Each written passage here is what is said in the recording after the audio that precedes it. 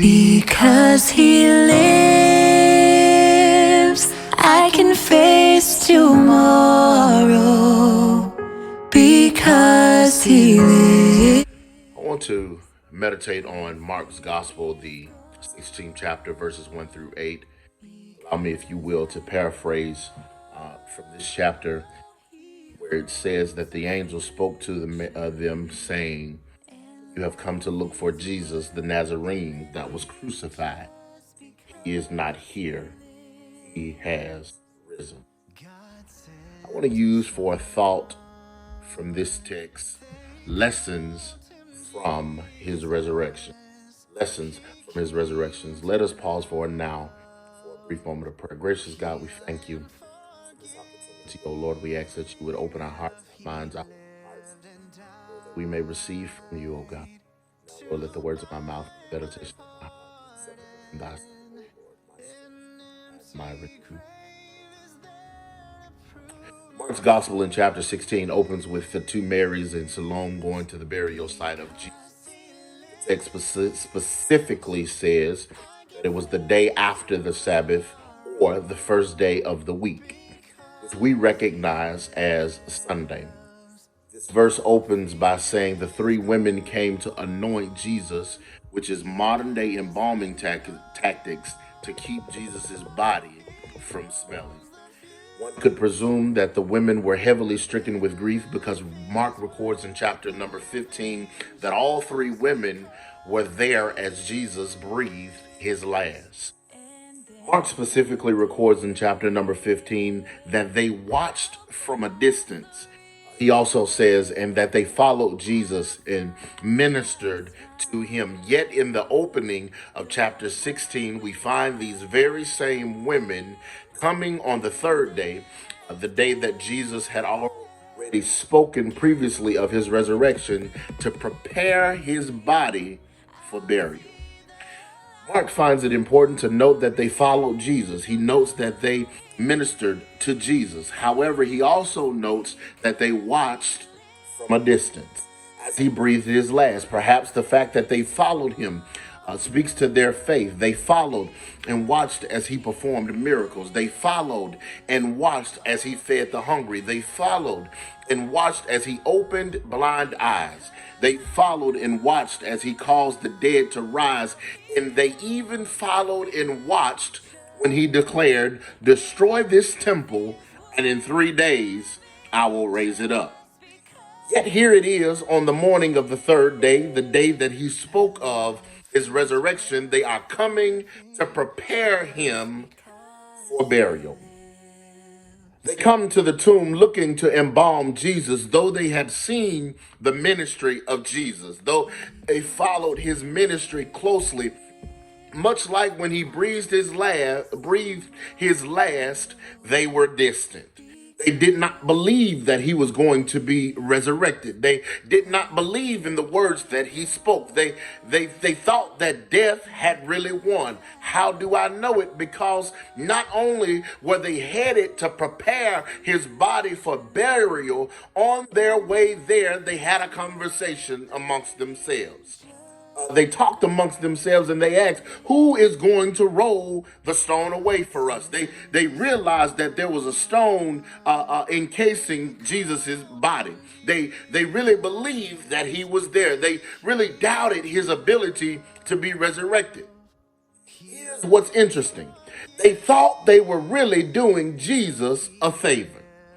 They thought that they were providing a noble service to the master. However, they got more than they bargained for, because when they got to the tomb where they thought that Jesus was, when they arrived on site, the stone was already rolled back. They remembered that there was a stone blocking them from the body of Jesus, but they did not remember that he had already promised that he was going to be resurrected. Might I suggest to us that sometimes the things that keep us from seeing the true power of Christ is our selective memory. We remember that we will have obstacles, but yet we forget that Jesus has already promised that he is Alpha and Omega. We remember that struggles and circumstances present themselves, But Jesus has already said, greater is he that is in me than he that is in the world. In the world, you will have tribulation, but be of good cheer because I have overcome the world. Don't get caught up in the obstacles that are in front of you when Jesus has already spoken on the situation at hand. These women expected Jesus to be there. They expected his body to be encased behind this stone, but to their surprise, the stone was rolled away and Jesus is not there. Here it is now that Mark records in the pericope the women entering into the tomb and encountering a young man wearing white, sitting in the tomb and sitting in the tomb, and he knows why they are there. Here now, Jesus inserts a sense of humor, if you will, and sprinkles a little razzle dazzle and sends someone there to remind them of the promise of his resurrection. I'm sure some of us might have missed that. Jesus knew that they had followed his ministry, but he also knew they still weren't going to believe he was going to be resurrected. So he places someone there in the tomb to say, I told you so.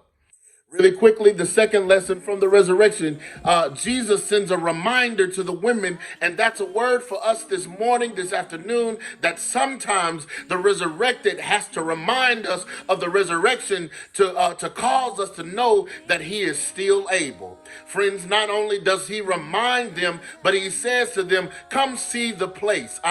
In other words, come look for yourself. If you need to lay where he was laid, if you need to touch where they put his body. But the two key phrases in the text are, he's not here and he has risen. He ain't here because he has risen.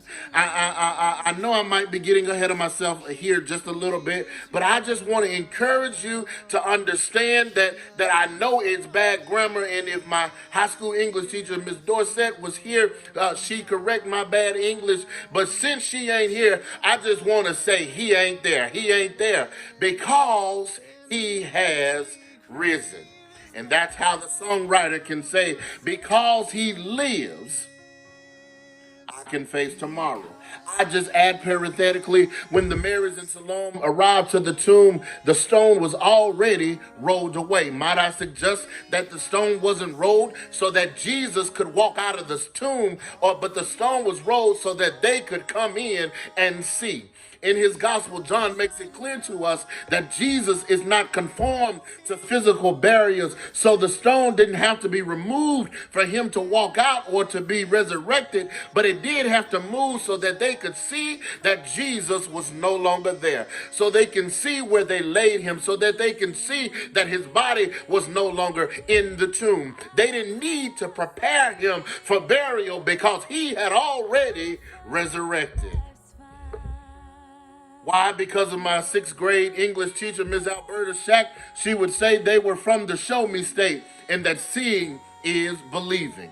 Watch this. Mark makes plain that they saw Jesus' ministry because they followed him. They saw him from a distance, breathe his last, and now they see proof of his resurrection by standing in the tomb. They needed to see the power in order to believe. And perhaps you can believe in the power of Christ because you have seen God make a way out of no way. You have seen God open doors for you. You have seen food on the table where there was no money in your pocket. And because you have seen the power, you can believe he ain't here. He has risen.